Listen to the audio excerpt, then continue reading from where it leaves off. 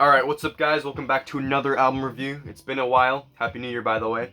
So, last time I did an album review, or the last two times I did ones, I did the 29th and 30th worst Beach Boys album. So it's my two least favorites. And, my least favorite was Summer in Paradise from 92. Awful album. But when I got to 29, Still Cruising from 89, instantly better. And if you could see from the title and you could hear the music in the background, number 28, 1980s, Keepin' the Summer Alive. So this is a record that is interesting. It's a very interesting record because in a few ways, this is the band's last album with their classic lineup. It's the last classic Beach Boys album. This was their last album with Dennis. He died in 83. This was released 80, so he only had 3 years after this was released March 24th, I'm pretty sure. It was their last album for 5 years until the Beach Boys self-titled in 1985. And just, the way it sounds, it still retains that 70s production that they had in the last two albums. And, when you get to Beach Boys 85, Still Cruising, Summer in Paradise, the production is just so much different. So, while this is one of their worst albums, I think it is much more interesting than the two that came after it because it is still classic Beach Boys. You have the full lineup. Dennis is not really on here. I think one song he's on here, but, just getting into it. First of all, the cover. I don't know how many of you guys have seen this, but let me take this out of the sleeve real quick. What a weird fucking cover. I love it. Keeping the summer alive, the summer inside of the snow globe and the winter. The back has, like, the penguins. I think it's a really cool cover. The guys look kind of weird on it. I don't know who came up with the idea for this artwork, but I think it looks really good. The classic Beach Boys logo up here. So a little backstory. This is one of the albums I'm not 100% familiar with, but basically they were on CBS Records at the time, and when they released LA, their previous album in '79, I'm just gonna keep this out here. Basically, it did not sell at all, or it sold, but the record label it didn't sell enough. It did not meet the expectations because they did put a lot of work in that album. So they're basically like, alright, for your next album, you gotta do a lot better. Try to make a better album, sell more. And, they didn't do that. But, I still think this album has its worth.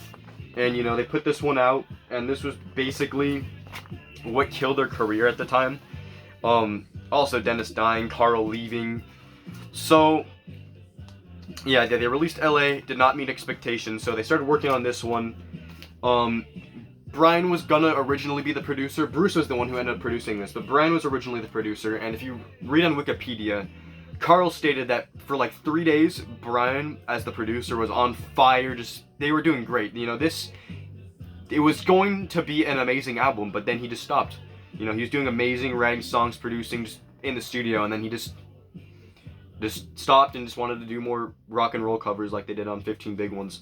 So anyway, I think some good songs came out of those sessions or whatever happened. I don't know which songs on this album came out of those 3 days from Brian, but anyway, they started working on this album. It was very scattershot. A lot of these songs are from different recording sessions, different times. One of the songs on here is from '69, which was never released until now. So, my 28th favorite Beach Boys album, their third worst. It's not a great album, but that being said, I still think this is a huge step up from the last two I covered. Summer in Paradise, abysmal, awful. Still Cruising, very generic, mediocre, but it has its charm. This one is not amazing, but I think there's some great stuff on this. There's some stuff on this I think is fucking amazing. There's other stuff that's just like, it's good, it's not great, and there's other stuff that's just meh. But overall, I don't think it's a bad album at all. So, that being said, I'll just get right into the track listing, not waste any time. So, this album opens up with the title track, Keepin' the Summer Alive. So, this one was written by Carl and Randy Bachman, I'm pretty sure. I don't know who he is. Someone Carl worked with. Anyway, it's a solid opener. I think it's energetic. Carl's vocal is great. The lyrics are pretty cheesy.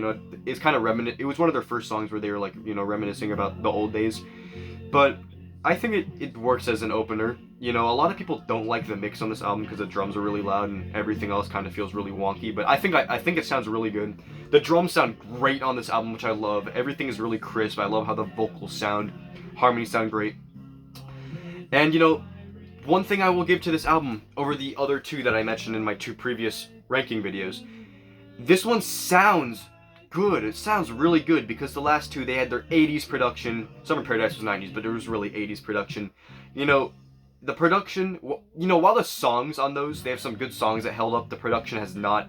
Very cheesy, very dated. This one still sounds amazing.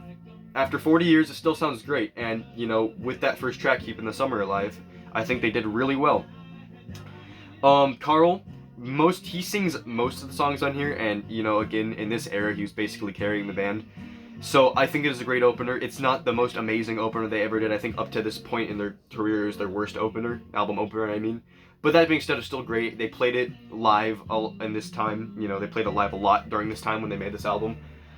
So yeah, I think it's a good start to the album. It's not an amazing song, but it opens up the album well. And it goes into Oh Darlin', which is like a ballad. For some reason, this song reminds me of Only With You off of Holland. Just like the atmosphere it has. This one was written by Carl? Let me check real quick, because the track listing on the back is not in order. So I have to actually check the LP and see what it is. So, Oh Darlin'. Oh, Brian. So Brian and Mike wrote that one. And I actually do like that song. I think it's really pretty. It's playing in the background. I'll let you listen for a second. I really like the lyrics to that one. I like the production. I like how it sounds.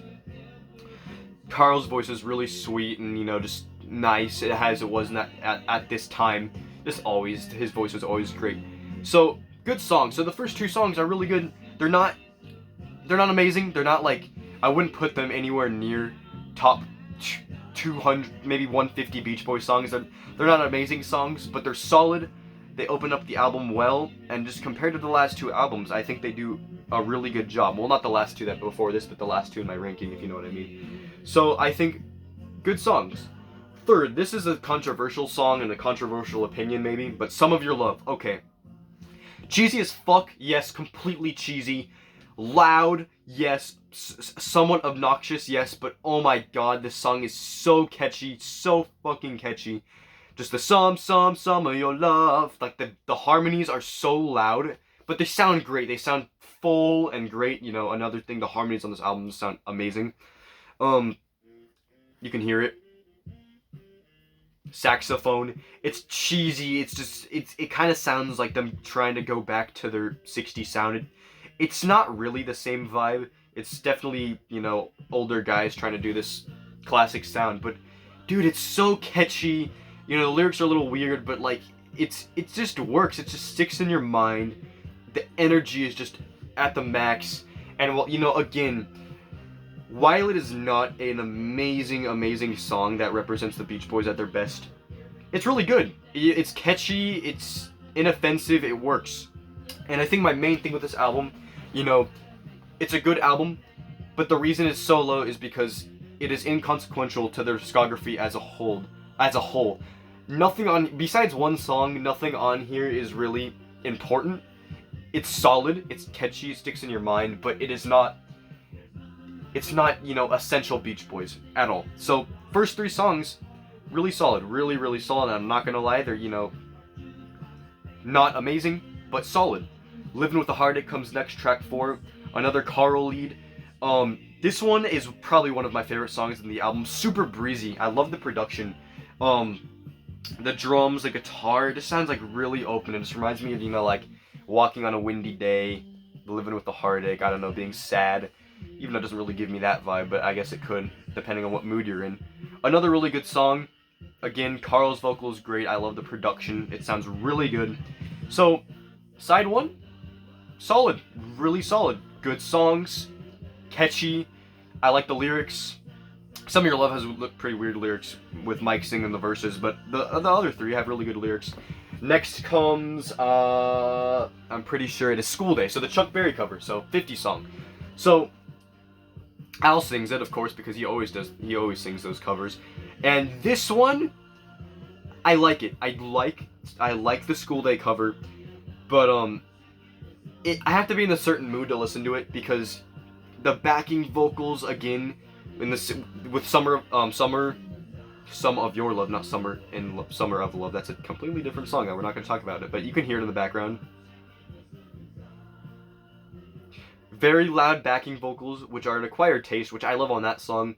On School Day, the guys do like a da-da, da-da, da-da, which is loud. It's kind of obnoxious at times because they go on a lot. But, you know, I don't think it's too bad. I think it's a solid cover. It's a lot of energy. Not as good as the original, but I think Al does a great job on vocals. I think it sounds good. The production is nice. You know, and you're probably hearing a pattern. I'm saying the same thing about most of these songs. You know, they sound nice. The vocals are good. It's produced well. They're catchy.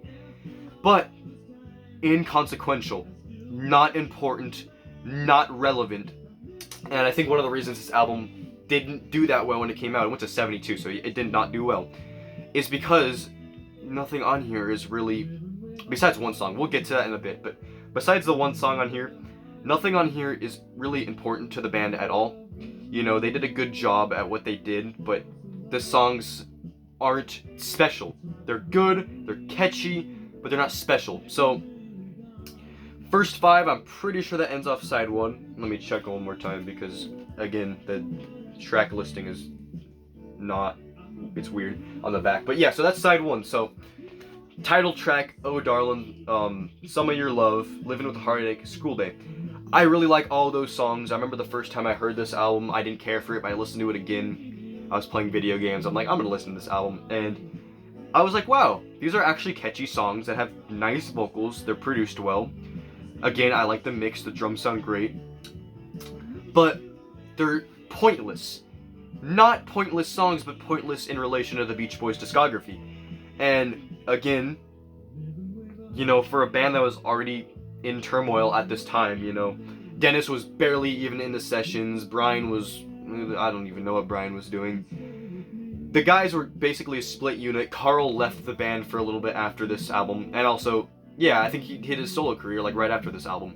So, for a band that was already in turmoil to release an album full of songs that weren't relevant to what they wanted to achieve or weren't relevant to what they had achieved in the past, it's not the best showing for them. You know, while the songs are good, it's not the greatest. Side 1 is really solid, it's catchy. And side 2 opens with easily the best song on the album, easily the best song for about like 12 years, 14 years. So I think from 1978 to 1992, all the albums in that span, the best song out of any of those albums is right here. The beginning song on track 2, Going On. What a fucking track, dude. The harmonies, the da da da da da da going on, so good. It's so fucking energetic, so catchy. The guys' vocals, you can hear all of them. You can hear Mike, you can hear Brian, you can hear Carl. They all have their prominent vocals, and the drums fucking are loud and nice sounding. Mainly just those vocal breaks are just so magical, and there's an amazing sax solo, which is really weird. It's like very kind of jazzy almost. It's really cool solo to hear in a Beach Boys song, but it sounds really great. The lyrics, not like deep or anything, but just they're catchy. They stick in your head. The rhythm of the song is so good. It's so good, just as good as anything from the early era. You know, anything from the early era. You know, Surfin' USA, Fun Fun Fun, Don't Back Down. Any of those earlier songs, I think it's just as good as any of those. And the ending part, you know, where it's like dun dun dun dun dun, when it like, you know, has the downward chordal thing, and when Carl's just going on the vocals, just saying stuff, you know, it's so cool, and I love the lyrics, and I just love the way it comes off, everything about it, the production, the harmonies, the vocals. I like on the verses how you can hear Brian and Mike prominently, which is really nice. So, opening up side 2, a fucking phenomenal song, amazing. So yeah, 10 out of 10 song, the best song on this album. And I really wish every single song on this album sounded like Going On, because if so, this would be a top 10 Beach Boys album. That song is so good, so catchy, so solid, and I think it represents them as a band because, you know, they're going on still. They're going on, they're keeping up. And while all the other songs are not like that, I like how the other songs do have similar vibes. That one just in specific just really... I'm not saying the first side my interest tails off, but it's just they're good songs, but they're just, again, irrelevant. Going On is relevant as all hell, and it's amazing. So this is my problem with the album. The next 3 songs I don't really care about whatsoever. So we get Going On opening side 2.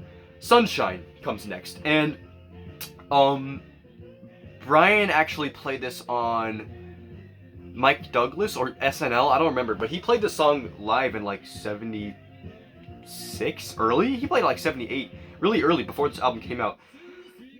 The song's kind of warmed up to me. It's catchy. It's got like a nice like bubblegum rhythm to it, but I'm gonna be honest, it is so bland. It is just bland, not memorable, really corny, really cheesy, you know, it's very childish. I like the vocals on it again, but it's just truly not a song that's relevant at all. If Sunshine did not exist in the Beach Boys discography, I wouldn't really care. And I'm gonna be honest, same with the next 2 songs. So following that up, we get one of my least favorite Beach Boys songs, When Girls Get Together. This is a song from the Sunflower Sessions from '69, and Mike does the lead vocal. I think it was written by Mike and Al. I can check that actually. I'm sorry, I have to look at this again. Sunshine. Sunshine was Brian Wilson. Same with Going On, Brian Wilson, Mike Love. And then When Girls Get Together was, Brian and Mike again. Okay, interesting. I thought it was Al for some reason. When Girls Get Together, I don't like it. It drags out. It's got this very, you know, orchestrated backing, which sounds kind of cool, but there's no change. It reminds me of Mona from Love You in the worst way possible, where the whole song is like the same thing, but it doesn't change. So for the Beach Boys Love You album, there's the 3rd song's called Mona. It's just Dennis sings it. It's the same thing the whole time. Nothing really changes, but it's got such a particular charm with Dennis on the lead, and it just works. On here, it goes on too long. Mike's vocal on top of the harmonies just sounds really nasally. The part there, you know, there's some parts with like the da da da da da da where it reminds me of like SpongeBob music, and I like those parts, but other than that, the lyrics are really weird and I don't understand them. I really don't get it. And I think overall it's just a really bland song, and I'm really glad it wasn't on Sunflower or Surf's Up, because that would have been terrible. So they put it on this album, probably because they didn't have enough new songs, and it's not a bad song, it's just bland. It's completely bland, and after a song like Sunshine, which was already pretty bland, this one goes even worse. Next is a song from Al, and this one has actually kind of warmed up to me a little bit. Santa Ana Winds. So it opens, you know, with some guitar, and Al's like, here in Southern California, we have a weather condition called the Santa Ana Winds, and from the beginning, it kind of just sounds like, what is this? Like, what's the point? But it's not bad. I think the verses are kind of bland and forgettable. I think that the whole atmosphere of the song isn't great, and it's just not an important Beach Boys song. But when they're like, Santa Ana winds keep blowing, whatever the lyrics to that part are, I like that part. I think that's a really good, catchy part. Reminds me of like some late 70s stuff, like Kansas or like America, like those backing vocals kind of remind me of that. But the rest of the song doesn't really do anything for me. And, you know, we got a decent side one, we got the best song on the album with Going On, then we have 3 bland songs in a row, which just my interest kind of just tailors off. You know, I've listened to this album probably 3 times in the last few weeks, and just, I like the album, but it's inconsequential. I've said that like 5 times, but it's true. Already, you know, from the first side, it's just kind of irrelevant. It's good, but kind of irrelevant. Going On brings things back up. You're open side 2, and you're like, hell yeah. And then you get these 3 songs that you're like, come on. Like, they're not bad, it's just, like, really? And it kind of, my interest completely just falls off. I kind of like tune out of the music. But we get a really good opener, the only Bruce Johnston song on the album, Endless Harmony. So he actually wrote this in '72 as 10 Years of Harmony. You know, 10 years after their first album, Surfing Safari. And he basically, I think he just saved it for this album or just didn't use it. And I really like it. He was really the only classically trained musician in the band, and it really shows with his, keyboard, whatever instrument that is, opening. The chords are really mysterious, cool sounding. I like the tone of it, and when it's just the keyboard and his vocals, and he's talking about the old days of the Beach Boys when they're just, they liked harmonies, their striped shirts, and back in the day. It's really nice. It really is pretty. It's a really pretty song, and I think that's like the first half of the song, and then after we get Carl coming in, and they're the band comes in, and this song kind of makes me sad because endless harmony. The harmony never ends, and this was the last song on the last album that Dennis Wilson was on, and I think it was kind of meant to be because, he got fucked up around this time, did drugs, alcohol, he went basically homeless, and, eventually drowned in '83, but it's kind of fitting that on this album, we get a great song called Endless Harmony ending off this album. And I don't think Dennis was actually on the song. I think he might have been in the harmony somewhere. I'm pretty sure the only song he was on was When Girls Get Together. At least that's what I've heard. But this last song, they're just basically saying, no matter what, the Beach Boys are always going to keep going on with the song, They're always going to keep going, and our harmony is endless, and I think, I'm glad that this was the last song, and this was the last album that Dennis was on. And it's like the last album of their classic period, because after this they never sounded the same, and they didn't make another album for 5 years, because, classic production, all the members, Dennis was on this. So, overall, this is an album that I recommend you listen to. If you're curious to hear what the Beach Boys sounded, if you're curious to hear what the classic Beach Boys lineup sounded at their last moment, listen to it. There's some good stuff on here. Going On is a phenomenal song. Listen to that just anyway. Just put that on a playlist or something, because that's such a fucking great song. Even if I'm with family or something and I just want to play a good Beach Boys song, play that all the time. Because I don't associate it with this album. It happens to be on this album, but it's just by itself is a great song. Could have been on any of their great albums and been great. But the rest of it, again, not the most essential Beach Boys songs. They're good, they sound good, the harmonies are great, the leads are great, the songwriting is good, it's catchy. And these are all compliments. But nothing about all those songs are relevant to the Beach Boys catalog. So, highlights, I like the title track, what's it called? Living with a Heartache, amazing Carl vocal and amazing atmosphere. It's not that energetic, but it's nice and breezy. Again, I like using that word for the song, breezy. Going On, as I said, Some of Your Love is really catchy. And then Endless Harmony, I really like Bruce's chords, his vocals, and when the band comes in. And, the production, the vocals, the harmonies are great on this album. I love the album cover too. I think it's a really good album cover. My complaints, it's just not an album that is relevant. People can argue that MIU and LA, the albums before this, were worse, but I think those show the band trying to make a new sound. And while those albums, you'll see in a bit, I'm gonna spoil it a little bit, but those albums are gonna be very close up, they're not gonna be very high above this one. This kind of just sounds like a band put it together an album because the record label's like, alright, make an album, you gotta, your last one just didn't chart that well, so you gotta make another one. And, it doesn't sound like a lot of effort was thrown into it. The production, yes, but just the songwriting doesn't sound very inspired. Compared to those two albums, they had a sound, a very, kind of yacht rock sound, which they kind of, helped pioneer, honestly. I don't know any yacht rock, but if you like it, listen to those albums. I'll get to those. Those ones sound like a band trying. There was, Dennis was on those, which makes it much better. And there's just more variety on those. I think there's some actually great songs. I don't think any of the songs on MIU or LA are as good as Going On here, but the rest of the songs, I think they're better than the bulk of this album, and especially with the 3 bland songs on side 2, those really bring the album down, and especially, when they're back to back and they pretty much just get worse. So, anyway, I had COVID for 2 weeks, so I kind of like completely lost track on these reviews. I'm gonna get to more of them, don't worry. But yeah, so this wasn't an amazing review, but I hope I summarized my thoughts well. If I had to give Keepin' the Summer Alive a ranking, I'd probably give it like a high 6, not a 7. And if I were to put this on a tier list of their albums, I'd probably put it in like high D tier or low C. So I'd probably give like a 6.9, 6.9 out of 10. And if you're interested in listening to the song or this album or a few songs from this album, go listen to that. The title track is good. I think Nebworth 1980 in England, they played that title track live, so I think that's a good rendition.